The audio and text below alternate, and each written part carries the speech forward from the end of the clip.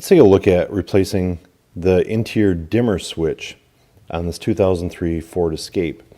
So this is relatively straightforward. You can see we've got the driver's door open. We've got the fog light switch here, a little coin pocket here, just to the left of the steering column. This is where the switch is that would make the interior lights brighter and dimmer, or rather the instrument cluster lights. So you can see I'm just using a 90-degree pick tool, and I'm going to pop this loose.